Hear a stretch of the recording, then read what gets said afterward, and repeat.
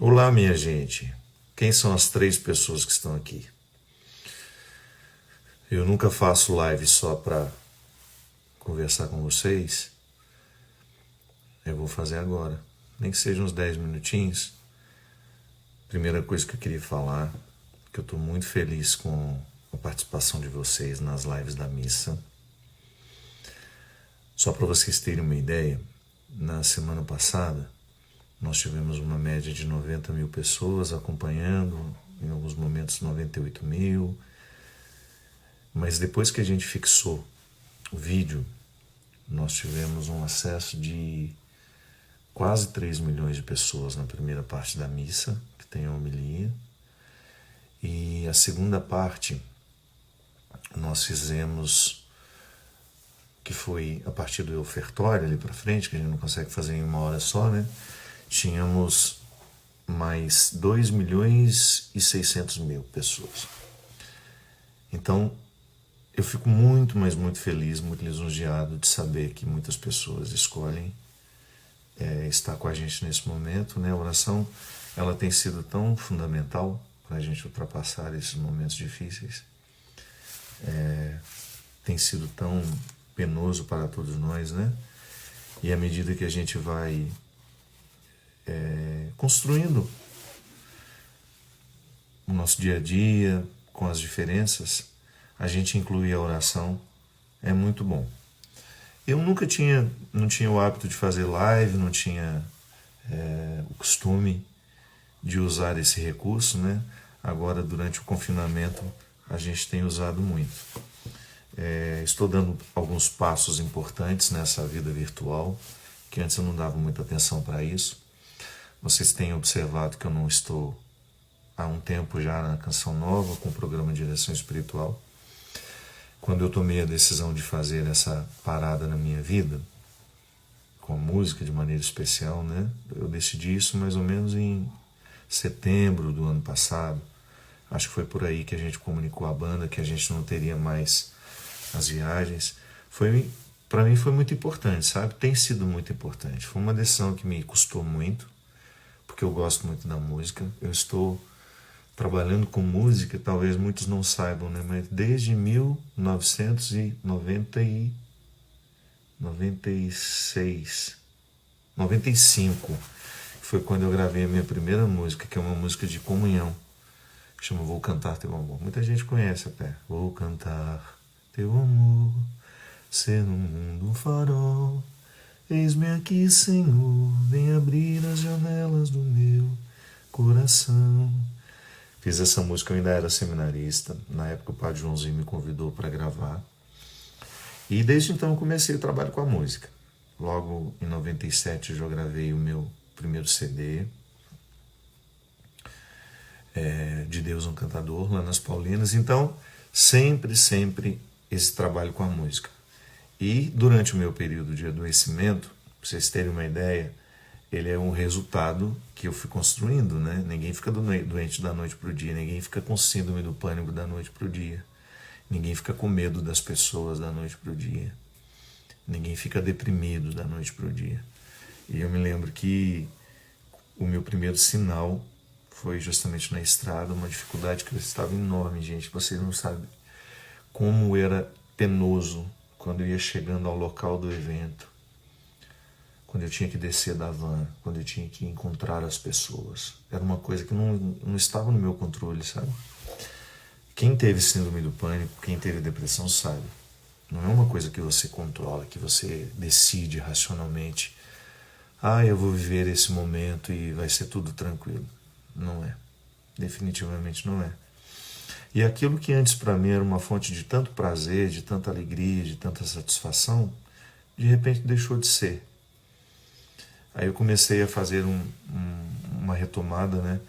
Pra vocês terem uma ideia, quando eu lancei o meu CD pela LGK Som Livre, que eu tive aquela grande divulgação na televisão do meu trabalho, quando eu comecei a ir nos programas de televisão que não eram católicos, enfim, quando eu saí do contexto católico, não saí para deixar, né? Mas quando eu deixei de ser conhecido apenas no meio católico e fiquei também conhecido no meio secular, eu tive uma época em que eu tinha 25, 26 shows por mês. Às vezes eu ia em casa uma vez a cada 2 meses para trocar de mala.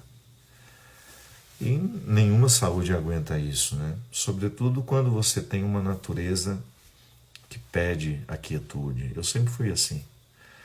Pode não parecer, mas eu sou tímido, muito tímido. Eu enfrento bem. Por exemplo, vou ter que falar para 1 milhão de pessoas. Nem frio na barriga me dá. Eu sou tímido nas relações interpessoais, sabe? Se eu chegar assim numa sala que tenham 6 pessoas, eu fico tímido. Eu não tenho timidez com a multidão, eu tenho timidez assim, no dia a dia. Fico extremamente constrangido quando as pessoas me abordam para tirar foto e eu sei que as pessoas estão olhando ao redor. Tudo isso me faz ficar muito constrangido. Então, eu tenho uma natureza melancólica, a melancolia sempre fez parte da minha vida. Sempre fui um menino triste, digamos assim, né? Não de tristeza, que vida infeliz que eu tenho. Não é disso não. É de uma coisa que eu tenho dentro de mim, que eu não sei de onde nasce, que acaba me identificando muito com tudo aquilo que é naturalmente melancólico, né? Eu, quando era adolescente, eu já tinha o hábito de ouvir uma música popular brasileira extremamente melancólica. Eu me lembro que quando a Valéria, uma amiga minha lá de Formiga, me apresentou a obra do Paulinho Pedra Azul, nossa, eu falei, meu Deus, como minha alma cabe nas músicas, as músicas do Paulinho Pedra Azul, como a arte dele, a obra dele, é uma expressão da minha alma, sabe? De uma tristeza, de uma melancolia, aquelas melodias tristes, bonitas. Então eu sempre fui assim. Então de repente eu estava num vai e vem interminável, né? Que não tinha fim nunca. Depois eu vou dar um pouquinho de atenção a vocês aqui nos comentários, tá? Estou só aproveitando para a gente conversar um pouquinho. Eu ficava naquele vai e vem, uma vida muito diferente da vida que eu sempre tive. Eu me afastei muito das minhas origens, das minhas raízes. Essa vida de muita evidência, ela tem tanto prejuízo para a gente, você não pode imaginar. Eu que sempre gostei de estar no meio do povo, com as pessoas, e às vezes algumas pessoas até acham que isso é uma conversa fiada, né? Porque já me conheceram famoso, me conheceram sem muito direito de ir e vir, né? Mas quem me viu logo no início, quando eu fiquei padre, o prazer que eu tinha de ir para a Formiga, de ficar lá, às vezes atendendo na secretaria paroquial o dia inteiro, ouvindo as pessoas. O que mais me fez querer ser padre foi isso. A oportunidade de ouvir as pessoas. Estar com elas. Porque eu sempre quis oferecer aos outros aquilo que eu gostava de receber. Eu acho que esse é um princípio tão honesto, sabe? Quando você descobre que você gostaria de tratar as pessoas como você gostaria de ser tratado.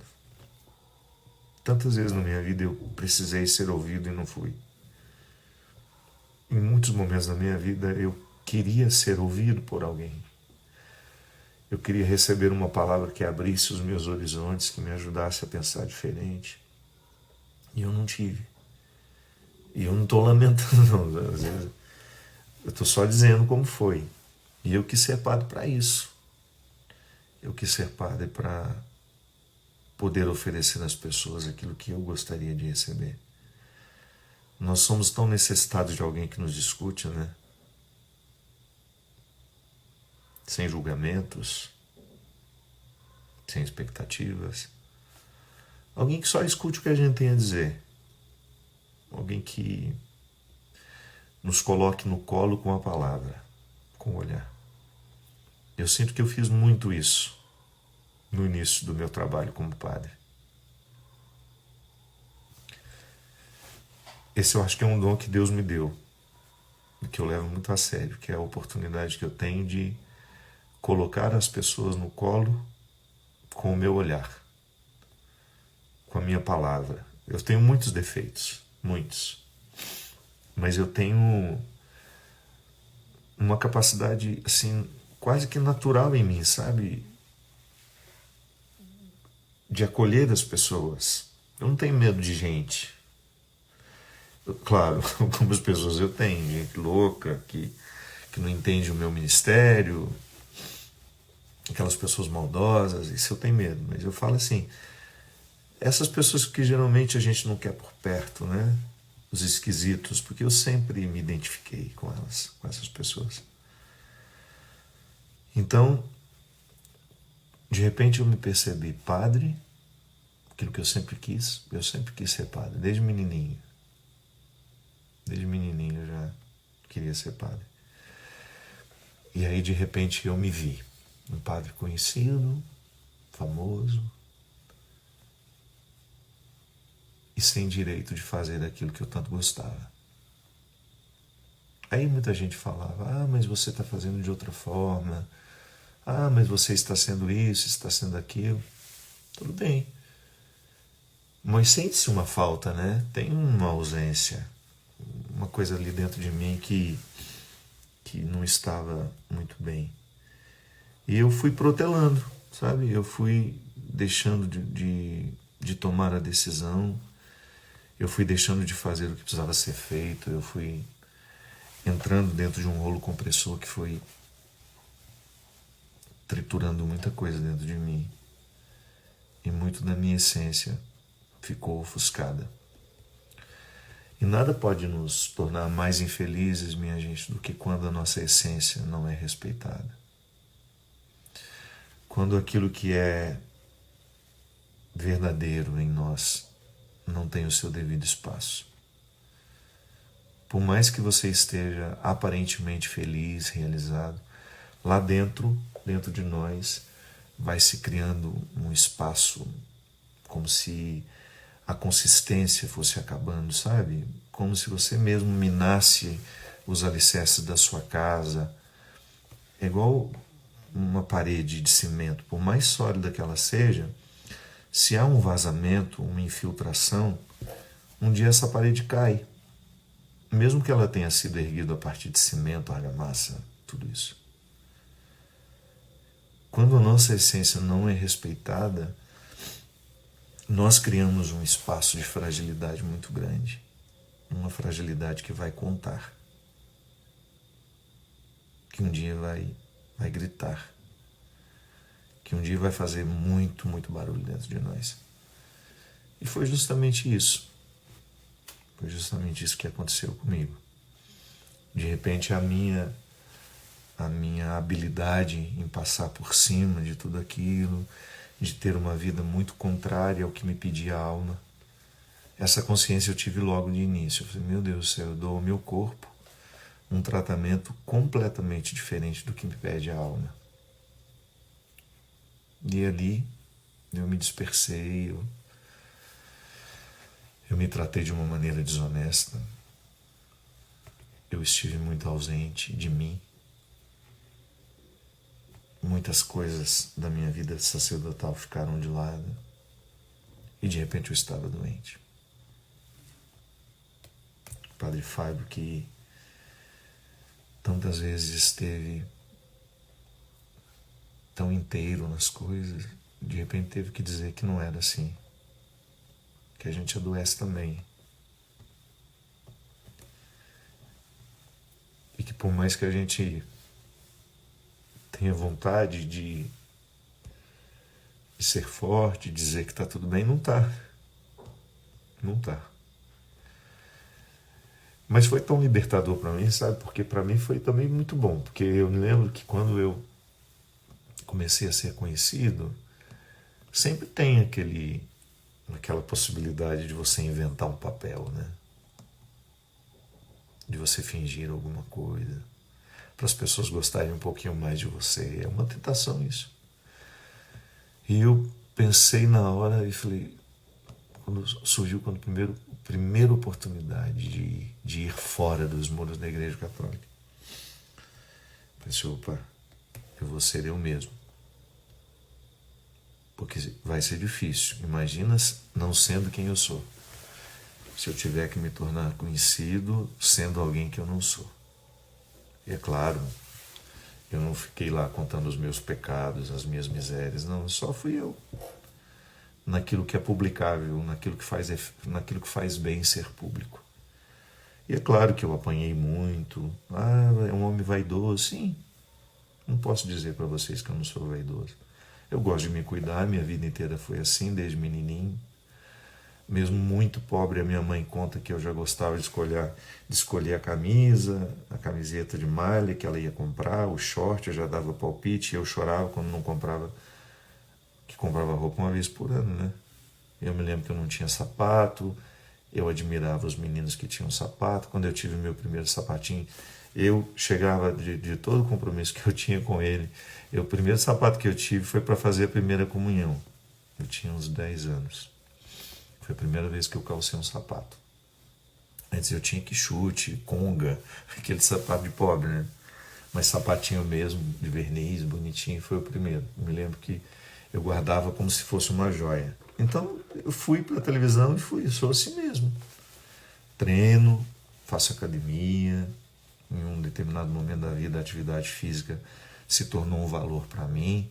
Eu descobri que era importante para a minha vida espiritual, descobri uma conexão entre a vida espiritual e a vida física. Fui bombardeado por isso, né? As pessoas me nossa, que absurdo, não tem nada a ver, isso não diz respeito a um padre. Enfim, optei por ser eu mesmo, fiz a minha verdade prevalecer. As pessoas que me conhecem sabem mais pecados meus do que né, quem convive comigo, quem peca comigo, quem me erra quem me encontra nos meus erros. E graças a Deus eu sempre encontrei gente muito generosa, gente muito misericordiosa, que trabalha comigo, que me estende a mão, que não me condena. E é por isso que eu gosto de ser assim, sabe? Não faz sentido eu ser o padre da condenação. Primeiro porque eu acredito num Deus que me dá a oportunidade todo dia de me refazer, de me corrigir, de entender o meu mecanismo, de não me desprezar por isso, de não me jogar fora por causa dos erros que eu cometo. Eu acredito neste Deus manifestado em Jesus que tem um carinho enorme pelos mais frágeis. Um Deus misericordioso que tem uma capacidade enorme de acolher os que a gente geralmente não acolhe. Então não poderia ser diferente o meu olhar. Não poderia ser diferente a minha presença na vida das pessoas. E aí, esse tempo estranho que nós estamos vivendo está me devolvendo um pouco disso. Volto ao início da conversa, né? Quando eu agradeci a vocês por me permitirem estar com vocês durante as missas, esse momento simples, tão despretensioso, mas que tem sido muito importante para mim, muito. É como se eu pudesse dar a vocês aquilo que eu sempre soube ser o mais sagrado para mim. Muitas coisas que eu faço, eu sou um padre que faz muitas coisas, eu sou escritor, eu sou cantor, eu sou compositor, e existem pessoas que são muito melhores do que eu fazendo isso. Eu faço também. Mas eu sei que tem gente com muito mais competência, muito mais. Mas aquilo que é específico na minha vida de padre, os outros não podem fazer. Os padres podem, mas eu posso fazer por você. Eu posso estar com você assim. Então, durante muito tempo, eu fiz mais aquilo que os outros podem fazer, e não tanto aquilo que é específico meu. Claro, em tudo que eu fazia, eu me colocava como padre, mas às vezes eu estava extremamente cansado. É um pecado enorme contra a nossa vida, quando a gente não tem os espaços de reposição, minha gente. E eu sei que isso não é um privilégio meu, você também enfrenta isso. Como às vezes você foi além das suas possibilidades. Quantas vezes você também ficou cansada, cansado, porque você tinha extrapolado os seus limites? E quando a gente extrapola os nossos limites, a gente começa a oferecer ao outro aquilo que em nós está estragado, né? Aquilo que em nós é traumatizado, aquilo que em nós não é corrigido. Eu sempre tive muito medo de que a minha pregação acontecesse a partir da minha fragilidade, do meu trauma, das minhas neuroses. Da minha fragilidade não é nenhum problema, eu vou me corrigir aqui nesse termo, porque eu sou frágil e faço o meu discurso a partir desse Deus que me salva frágil. Mas quando eu digo para vocês que é muito perigoso quando eu faço a minha pregação a partir das minhas neuroses, é muito perigoso. E o cansaço, ele é um gatilho para as nossas neuroses. Quando nós estamos fisicamente desgastados, emocionalmente desgastados, as nossas neuroses se avolumam e passam a ser a nossa voz. E é muito triste quando a minha voz tem o som das minhas neuroses. É muito triste quando você passa a falar a partir das suas neuroses, porque você passa a viver a partir das suas neuroses. Naquelas 4 dimensões que eu gosto de falar sempre: o pensamento, o sentimento, a palavra e a ação. Então, quando eu dou voz, quando os meus traumas, as minhas neuroses passam a ser o meu lugar, de onde eu falo, de onde eu sinto, de onde eu penso, de onde eu ajo, eu faço muito estrago por onde eu passo. E naquele momento eu descobri que eu não podia continuar como eu estava. Eu precisava parar. E o programa Direção Espiritual na Canção Nova, eu sabia que era o mais importante da minha missão. De tudo aquilo que eu fazia como padre, eu sempre dizia isso. Não são os shows, não são os livros, não são as músicas, mas é o programa. Aquela quarta-feira. Primeiro era numa quinta, né? Vocês que me acompanham, era uma quinta-feira, 11 da noite. Eu ficava cansado, meu Deus do céu. Eu viajava tanto. Ainda tinha que estar toda quinta-feira lá na Canção Nova, 11 da noite. Depois mudamos para quarta às 10, para ficar um pouco mais leve, para facilitar a minha vida com os shows. Mas ainda assim, foram quase 15, 16 anos de programa, e eu sinto que no momento da pausa com a música, eu precisava pará-lo também. Porque sabe quando você já tem uma sensação de que você não tem mais o que dizer? E por mais que Deus me auxiliasse muito, eu sempre... Se você me perguntar, pai, o que você vai falar no programa hoje? Isso 2 minutos antes de começar. Nunca soube. O Christian às vezes perguntava, né? O que nós vamos cantar? Eu falei, Christian, o que você sugere? Aí ele falava, sobre o que você quer falar hoje? Eu falei, não sei. Entramos ao vivo e só ali eu sabia. Era como se eu tivesse uma conexão, como se o Espírito Santo me desse, sabe, naquele momento, um auxílio extra. E por incrível que pareça, nos dias em que eu estava mais cansado, mais desgastado, eram os dias em que o programa fluía melhor, em que eu alcançava um nível de profundidade como eu sempre gostei, de tratar as questões humanas com muito respeito e profundidade.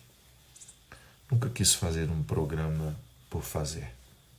E graças a Deus, minha gente, nesses anos todos, eu não tenho uma recordação, uma sequer, de algum evento também, não só o programa, de algum evento que eu subisse no palco em que eu cantasse só para terminar o tempo. Graças a Deus, nunca. Às vezes eu até brincava com a Mônica, né? Ela falava, pelo amor de Deus, faz um show mais curto hoje, que amanhã a gente levanta cedo. Pelo amor de Deus, faz mais rápido. Eu falei, mas me avisa o tempo então, porque eu me perco. Aí geralmente ela punha lá no meu TP, onde eu via as letras das músicas, que eu nunca sabia as letras. E eu falava assim, me avisa, quando tiver passado 1 hora de show, que era o tempo do contrato, né? 1 hora de show. Eu nunca fiz, nunca, absolutamente nunca. Aí cantava 2 horas, 2 horas e meia, 3, às vezes 3 horas e meia. Eu nunca saí, graças a Deus, do palco, do altar, ou diante das câmeras da TV Canção Nova, com a sensação de que eu não dei o meu melhor. Nunca. Deus é minha testemunha aqui do que eu estou dizendo para vocês agora. O que às vezes eu não dava conta era do camarim, de não fazer direitinho. O que às vezes eu não dava conta era de atender todas as pessoas que queriam, porque esbarrava naquilo que estava mais pesado para mim, que tinha muito a ver com a minha timidez também, que ficou muito aflorada, o meu medo, enfim. Mas no ofício do que eu precisava realizar.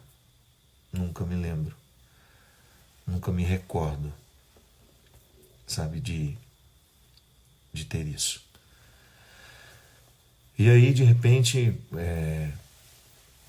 eu decidi que na Canção Nova eu também daria um tempo, e aí surgiu essa pandemia, surgiu esse tempo diferente, esse disco que eu estou lançando, disco, né? É tão antigo falar isso, né? Esse EP, não sei o que é EP, de qualquer forma a gente fala assim. Esse EP eu comecei a gravar há 2 anos, pra vocês terem uma ideia. O meu desânimo com a música estava tão grande. Logo depois que eu fiz O Amor Me Elegeu, que é o disco com a Canção Nova, eu fiquei assim muito desanimado com a música. O cansaço da estrada, o cansaço dos shows. Aí eu tinha ganhado uma música linda da Daisy, que ela já tinha gravado. Eu tinha escutado, foi uma música que fez muita diferença no meu tempo de depressão e de síndrome do pânico, que é a música Retrovisor. Aí convidei a Ivete aceitou, cantou comigo. Quando ela fez a parte dela, ela estava grávida das meninas. E aí acabou que eu não lancei a música, ficou naquela coisa, aquele tempo difícil. Falei, meu Deus do céu, lançar essa música significa tanta coisa. Significa ter que dar entrevista, significa ter que fazer esse trabalho. Enfim, não tinha disposição. Aí o ano passado, Feijão, mas é um absurdo, né? Uma música tão linda, ficar parada. Aí então resolvi juntar 6 músicas que eu tinha ali, fiz a gravação delas. Ivete participou de uma, Simone Simaria dessa que vocês ouviram, Não Desisto. O Luan Santana numa música linda que nós vamos lançar agora também. E 2 composições minhas, que serão 3 composições minhas que serão lançadas também. E aí veio esse tempo, comecei a usar um pouco mais a internet. Aí ouvi o conselho de muitas pessoas que me diziam, precisa ter o seu canal, de casa mesmo você produz material. E criei o canal para você se inscrever, para você estar comigo. E prepararam um tempo assim, né? Como eu dizia para vocês no início, eu nunca imaginava que um dia eu ia fazer uma transmissão pelo Instagram da missa. E que essa missa atingiria tantas pessoas. A Luísa, acho que deve ser Luinês, está aqui. Padre, a fama te incomoda? O senhor sente falta da liberdade de ir e vir? A fama incomoda um monte de coisa. A fama, tornar-se conhecido, eu acho falar mais assim do que ser famoso. Tornar conhecido pode chamar a atenção para aquilo que você acha importante em você. Então sempre compreendi que a oportunidade de ser conhecido me faz tornar conhecido o Evangelho, as ideias de Jesus, que eu acredito que tem um poder enorme de transformar as pessoas, de libertar as pessoas. A palavra de Jesus é naturalmente terapêutica, então eu não tenho dúvida de que o fato de ser uma pessoa conhecida me faz muito feliz em divulgar isso, que eu acredito tanto. Sim, perdi muito o direito de ir e vir, mas eu não posso dizer para vocês que não foi bom. Nossa, eu conheci tanta gente bacana, eu estabeleci tantos vínculos ricos, humanamente falando, que me enriqueceram muito. O fato de ser uma pessoa conhecida me colocou em contato com pessoas tão extraordinárias, situações tão extraordinárias. E às vezes você pode até pensar que são as pessoas famosas com quem eu convivo. Não. Eu tenho muitos amigos que são famosos, que são extraordinários para mim, que me ajudaram muito. Eu estou falando daquelas pessoas que eu tive a oportunidade de conhecer, que não são famosas e que mudaram muitas coisas dentro de mim. Então, estamos aqui neste novo tempo, criando cada vez mais a oportunidade de estarmos juntos. Agradeço muito a vocês que me acompanham, que compreendem bem o significado de tudo isso que eu estou vivendo. Tem sido muito especial, muito doloroso, não posso negar. Quem tem síndrome do pânico sabe como é ruim sentir o que a gente sente. Como é difícil às vezes a gente não ter coragem de fazer as coisas mais simples. Quando você tem medo do trivial da vida. Porque o rito, ele é absolutamente necessário. O rito da vida. O ritual. E às vezes o pânico, a depressão nos coloca indispostos ao rito. O rito do dia a dia. Você fica desencorajado para ir, para fazer, para falar. Sempre, minha gente, nos últimos anos, as coisas mais simples que eu precisava fazer, eu achava que eu não ia dar conta. Tinha uma missa, eu ia me aproximando do local e eu não vou dar conta de fazer. Precisava ir ao aeroporto para pegar um avião. Achava que não ia dar conta de pegar o avião e chegar até o lugar. Sabe quando você precisa pensar em cada fase do processo? E em cada fase do processo você acha que é pesado demais para você? O Paulo, que é o motorista que me levou durante todos esses anos, nas distâncias mais curtas, ele me levava para o aeroporto às vezes 2, 3 vezes na semana.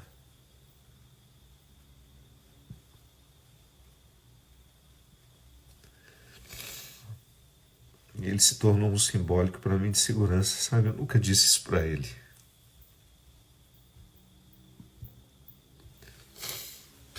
Eu entrava dentro do carro, né?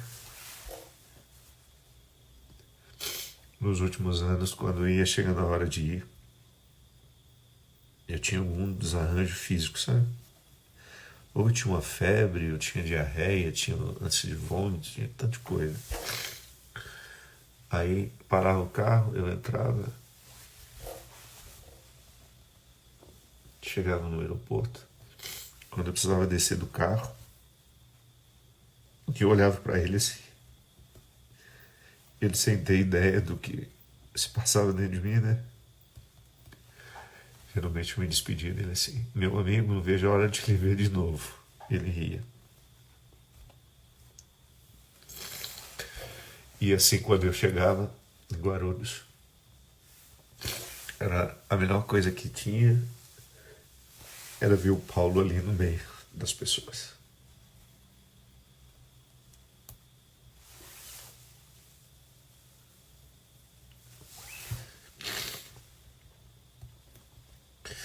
Então, quando vai ficando um processo difícil,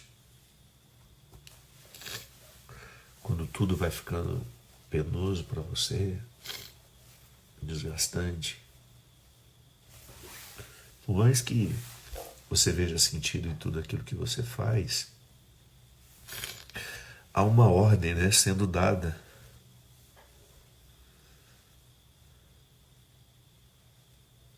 Há uma ordem sendo dada dentro de você. Muda. Mexe as peças do jogo, né? Faça alguma coisa. Do jeito que você está jogando, você está perdendo. Aí você entra numa outra dimensão. Nossa, mas o que eu faço?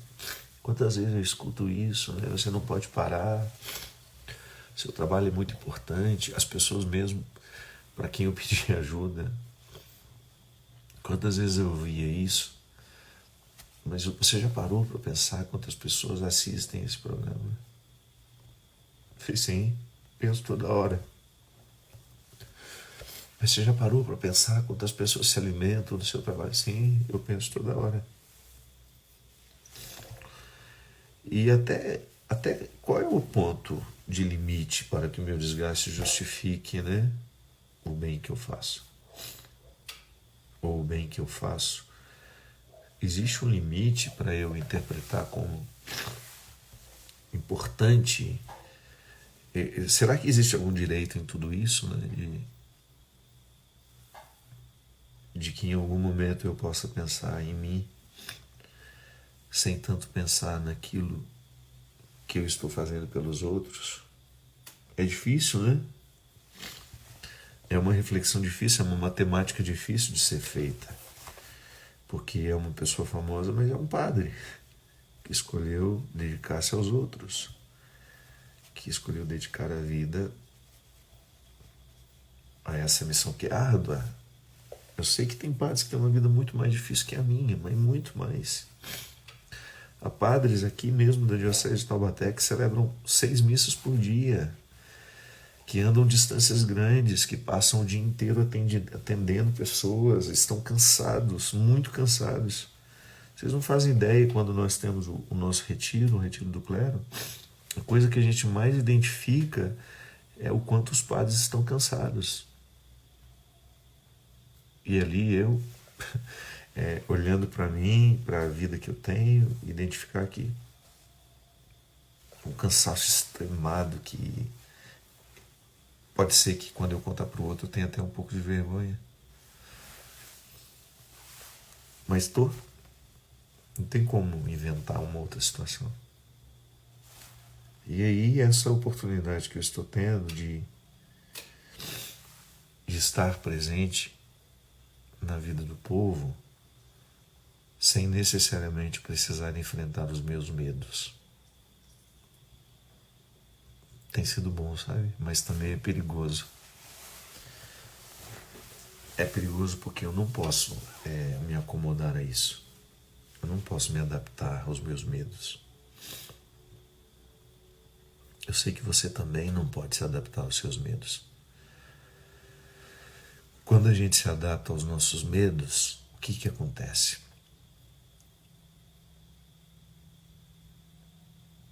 A coragem faz as malas e vai embora, porque você está adaptado aos medos. Toda hora que eu preciso me enfrentar, eu tenho que pegar uma coragem aqui dentro, que eu não sei onde está, em que lugar ela existe. Então, se eu fico adaptado aos meus medos, é como se eu desse a propriedade da minha vida aos medos. Então, eu estou aqui com pessoas que não me causam medo, que não têm expectativa, porque isso me desgastava no meu dia a dia. Quando você sai da sua casa, você sabe que o tempo todo você será solicitado. No primeiro momento isso é tão bom, mas depois isso é tão pesado. Que é como se você estivesse o tempo todo num estado de vigilância, porque absolutamente nada em você poderá falhar. As pessoas não estão geralmente preparadas para as nossas falhas. Elas estão com uma expectativa de que nós vamos corresponder às suas esperanças. Então, eu estando aqui, rodeado de pessoas que não me causam esses medos, porque não têm expectativas em mim, comigo, por mim. Me veem como eu sou, me amam como eu sou. Eu posso ficar adaptado, né? Então tá bom, agora eu tenho meu programa eu tenho meu canal no YouTube, vou fazer o meu programa aqui de casa, vou fazer um programinha menor para estar presente na vida de vocês. Esse é o plano, esse é o projeto, né? Mas e se de repente isso ficar tão confortável que eu não queira mais outra coisa? Então aí é isso que eu tenho pensado muito, sabe? Eu vim aqui para falar para vocês do horário da missa de amanhã, vim aqui partilhar com vocês da minha alegria de estar utilizando um pouco mais as redes sociais como padre, fazendo aquilo que só um padre pode fazer. Porque eu sei que vocês me acompanham por diversos motivos. Algumas pessoas me acham engraçado, algumas pessoas me acham, eu gosto dos seus textos, eu gosto disso. Eu fico feliz, todo mundo tem um motivo para, de alguma maneira, querer estar comigo. As redes sociais são salas de estar. Nós estamos todos reunidos. De vez em quando a gente toma um café juntos, chora, ri. Mas é bom estar também. É saber que vocês me acolhem como padre. Vou contar uma coisa para vocês. Naquelas informações que só eu tenho dos posts, no início, quando eu tinha ali alguns milhões, alguns poucos milhões de seguidores, 2, 3, o que mais repercutia eram as minhas brincadeiras com os bichinhos. De repente, os posts que mais repercutiam, passaram a repercutir, eram os nossos textos de reflexões pequenas, pílulazinhas, né? Que às vezes nem temos muita disposição para o texto longo. Que coisa impressionante. Como aquilo foi uma resposta de Deus para mim, sabe? Que bom, o humor aproximou, continuou. Porque eu sou assim, eu acho uma coisa engraçada e quero partilhar. Invento uma historinha para a gente poder rir um pouco, eu acho que isso faz parte, é bom. É bom a gente ter isso. Mas é muito bom que vocês, saber que vocês me acolhem como padre.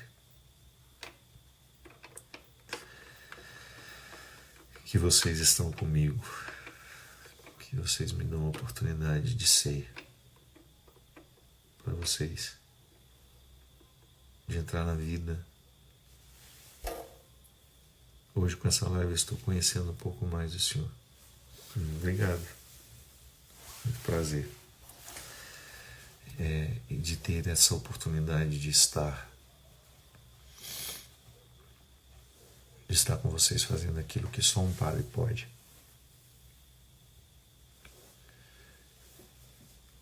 Então,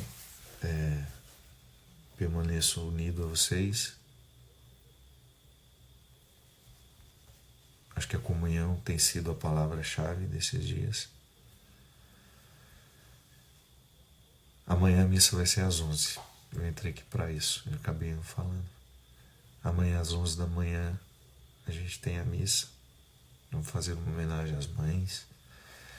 Eu sei que muitos de nós não têm o privilégio de estar com as mães. Nós gostaríamos de estar. Mas amanhã nós queremos estar através da nossa oração. Do nosso carinho, que é uma maneira muito sofisticada de estar na vida de uma pessoa.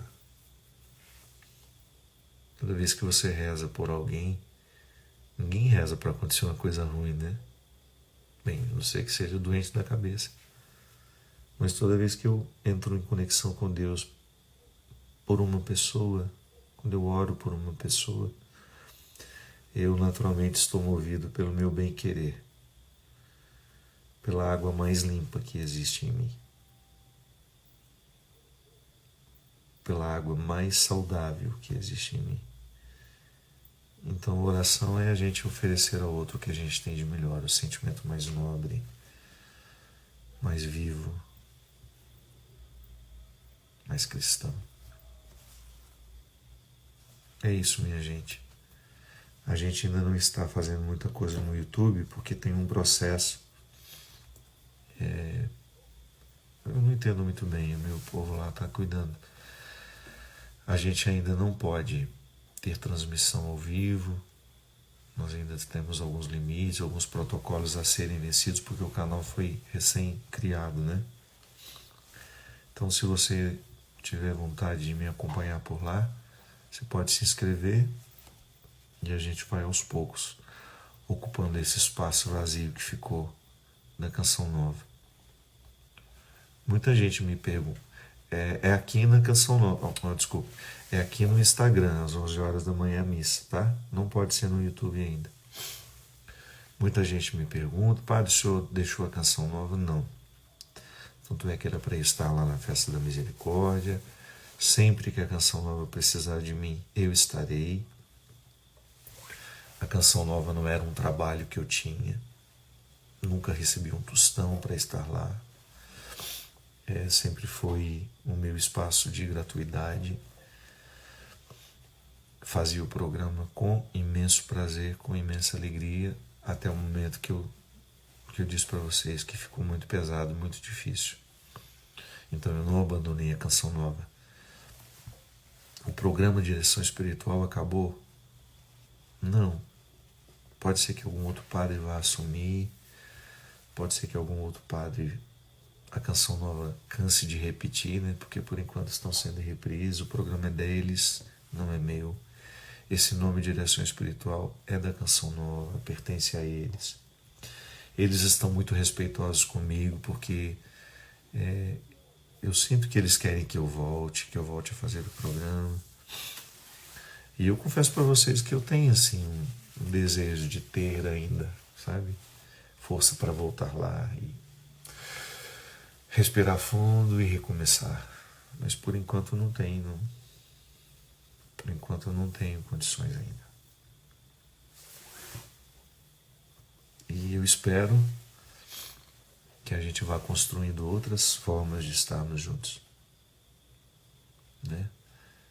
Vou voltar aqui mais vezes para ler vocês, para de repente colocar vocês para participarem de uma conversa. Imagina que belezinha a gente fazer uma espécie de uma direção espiritual com você dizendo o seu problema, porque você pensa que o problema é só seu. Ixi, se você contar o que está acontecendo com você e a gente falar aqui ao vivo, como a gente atendia, né? Quem acompanhava o programa de direção espiritual no início sabia que a gente atendia ligações. Imagina que bom você entrar aqui comigo, falar do seu problema, a gente discutir isso. E as pessoas que estão nos assistindo, tenho certeza que nós nos identificamos muito. E toda vez que nós escutamos alguém falando de uma dor muito parecida com a da gente, de alguma forma nós estamos vivendo aquele mesmo processo terapêutico, que a palavra que está sendo dita ao outro tem um poder enorme de fazer bem. Aliás, minha gente, eu acredito mesmo nisso. Quem nos cura é a palavra. Quando a gente vai a um terapeuta, o que ele vai fazer com a gente? Dizer palavras mágicas? Não. Ele vai dizer alguma coisa que reverbere dentro de nós e você se reinterpreta. Você passa a se ver de uma nova forma, de um novo jeito. A terapia é justamente a reformulação das ideias, a reformulação dos sentimentos, a reformulação das palavras.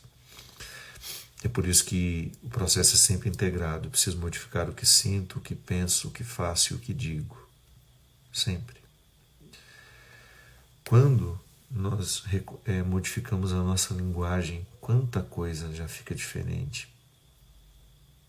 Quando você modifica a maneira como você fala, o que você costuma falar sobre você, de você e dos outros. Então aqui a gente pode fazer sim, de vez em quando, alguns encontros assim, em que eu não fale sozinho. Volto a dizer, hoje eu entrei para dizer o horário da missa e acabei contando um pouquinho de como eu tenho estado. E obrigado pelo carinho de vocês, viu? Muito bom. Me sinto muito amado por vocês e Isso não é demagogia, não. Eu agradeço muito a Deus. E apesar de eu ter tomado alguns caminhos que me desgastaram tanto, que foram além das minhas forças, eu estou muito feliz por estar aqui, por ser quem eu sou. Eu não tenho como mudar o que foi, nem acho justo ficar lamentando. Se eu tivesse feito diferente, não altera nada. Cá estamos nós, precisando viver, precisando dar conta da vida, precisando encontrar a maneira mais sensata, mais coerente de ser quem somos. Obrigado, meu povo. Até amanhã, às 11 da manhã. Avise para as pessoas, para quem você sabe que está precisando de rezar. Se a sua mãe não tem conta no Instagram, crie uma continha para ela poder acompanhar as coisas boas que estão acontecendo. Muitos idosos em casa não estão podendo participar da missa porque não tem conta no Instagram. Faça o trabalhinho de ensinar, de criar esse instrumental para eles. É isso mesmo, não vamos desistir não. Não, nunca desistir. A gente chora, a gente reclama, né? Porque faz parte, mas desistir não. Obrigado, minha gente.